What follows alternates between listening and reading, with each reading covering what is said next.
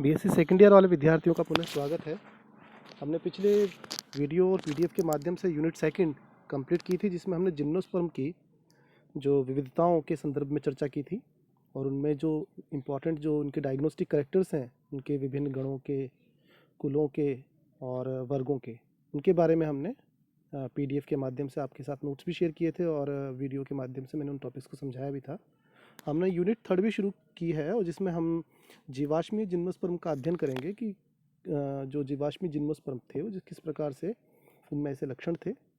और उस पूरे अध्ययन को शुरू करने से पूर्व हम लोगों ने भूवैज्ञानिक समय सारणी का अध्ययन शुरू किया है ताकि जीवाश्मीय जिम्नोस्पर्म को ठीक ढंग से समझ सकें। तो भूवैज्ञानिक समय सारणी या जैव भूवैज्ञानिक समय सारणी कहें ज़्यादा ठीक रहेगा।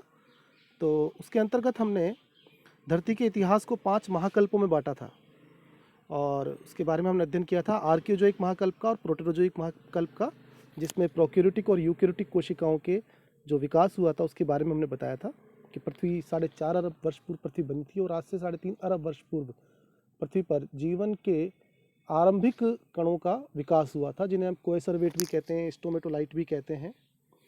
और इन्हीं से फिर आर्की बैक्टीरिया और यू बैक्टीरिया और कुक्रोकस नाम से जो जैविक एक कोशिकीय संरचनाएं थी उनका विकास हुआ था। आर्कियोजोइक और प्रोटेरोजोइक महाकल्प को सम्मिलित रूप से प्री कैम्ब्रियन महाकल्प भी कहा जाता है, ये भी आप ध्यान में रखिएगा। और इस संदर्भ में टेलर, बर्गुन और नाल जो वैज्ञानिक थे, इनका काम काफ़ी उल्लेखनीय रहा।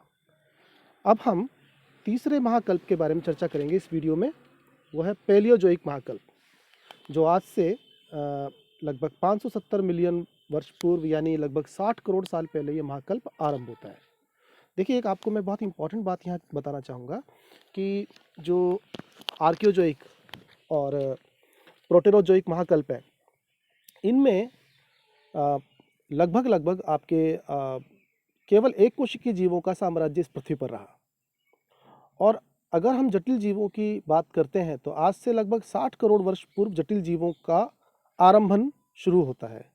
और वही काल यदि हम पेड़ पौधों के बारे में कहें तो वही काल ऐसा है जहाँ पेड़ पौधों में भी जटिलताएं आनी शुरू हुई। अब तक जो वृक्षों के रूप में, पादपों के रूप में जो धरती पर पाए जाते थे वो नीलहरित शैवाल थे। नीलहरित शैवालों से फिर शैवालों के अन्य प्रजातियों का विकास हुआ। लेकिन पैलियोजोइक महाकल्प में हमें जटिल पादप भी देखने को मिलते हैं।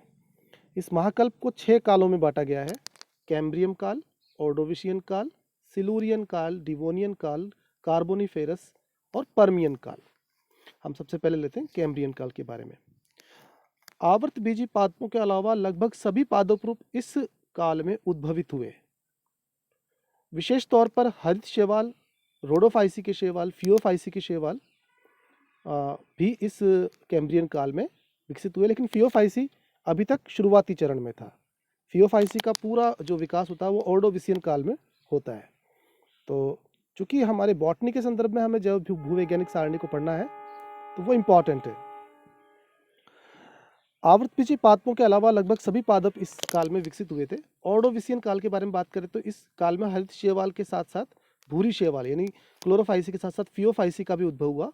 साथ ही कवकों के रूप में एस्कोमाइसिटीज और बेसिडियोमाइसिटीज के सदस्यों का उद्भवन इस काल में देखा गया। इसके साथ ब्रायोफाइटा व टेरिडोफाइटा के आरंभिक जो पादप हैं, अल्प विकसित पादप हैं, वो भी इस काल में देखे गए। अब ये सब प्रमाण हमें जीवाश्मी पादप कैलिजाइलोन के द्वारा प्राप्त होते हैं।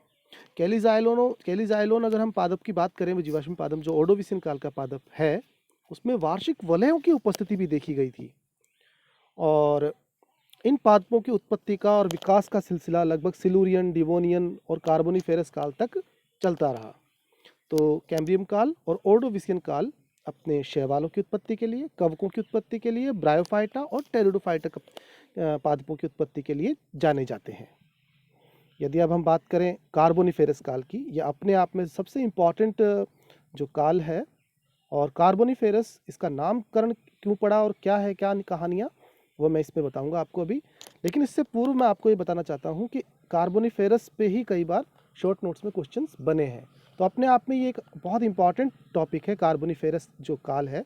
इसे ज़रा ढंग से पढ़िएगा आप लोग और इसके बारे में किताब से भी अध्ययन कीजिएगा। आज से 40 करोड़ साल पहले इस काल का आरंभ होता है। इससे पूर्व के कालों में कैलिडोनियन और बेरिसन के प्रमाण स्वरूप इस पृथ्वी के वातावरण में भारी परिवर्तन हुए थे।